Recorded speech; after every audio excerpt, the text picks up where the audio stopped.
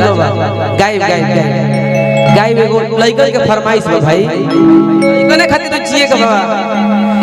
एगो मुखड़ा अंतरा ओकरा बाद फिर भी एगो गा के छोड़ दे एकरो रोवे के मन बा ना हो गादी ना तू हमारा नो आँखी के पुतरी हो तू ही नो मोर दुनिया जहान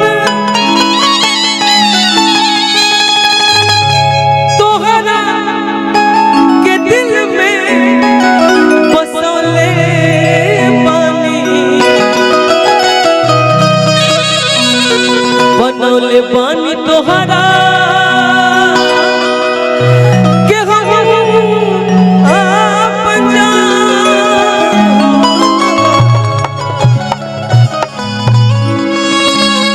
एगो बहुत पुरान बक्सर जिला में जब हमार गौनई के शुरुआत भई त हमार पहला एल्बम रहे प्यार काहे होला ओमे हम एगो गाना गावत रही के दिलवा में सपना हजार काहे होला प्यार कौन चीज हटे प्यार काहे। ओकरा बाद विशाल गगन ऑफिशियल हमारे YouTube चैनल खुलल एगो और सुपरहिट गाना गौनी कौन आज कागे नजरिया चुनावा तारू राज दिलवा में कवनो छुपावा तारू आज हमरा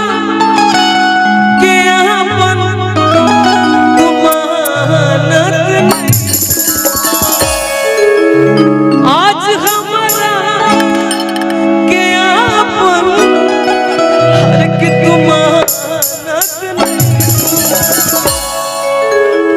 लइका कहता वो भी हो गई एगो कुर्सी पर वो बैठ जाएगी भुला गइलू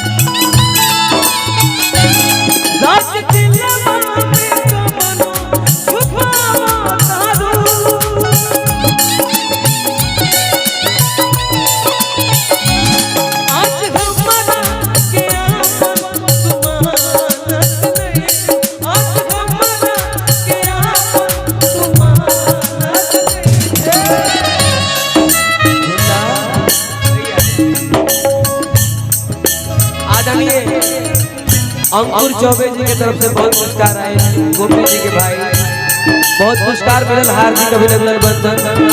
भुला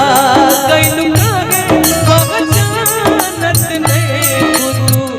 जात रुपैसे भुला गइलू काहे बहुत जानत नहीं गुरु जात रुपैसे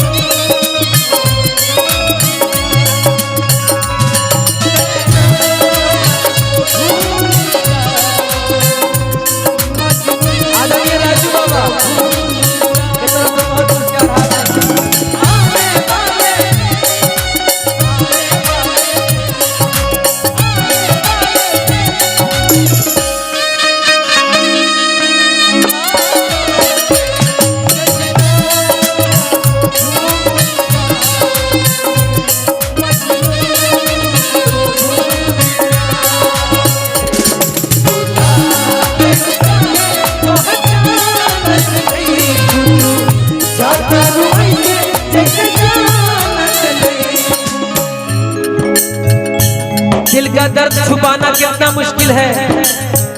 दिल का दर्द छुपाना कितना मुश्किल है, गम में मुस्कुराना कितना मुश्किल है। दूर तक जब चलो किसी के साथ, फिर लौट के आना कितना मुश्किल है।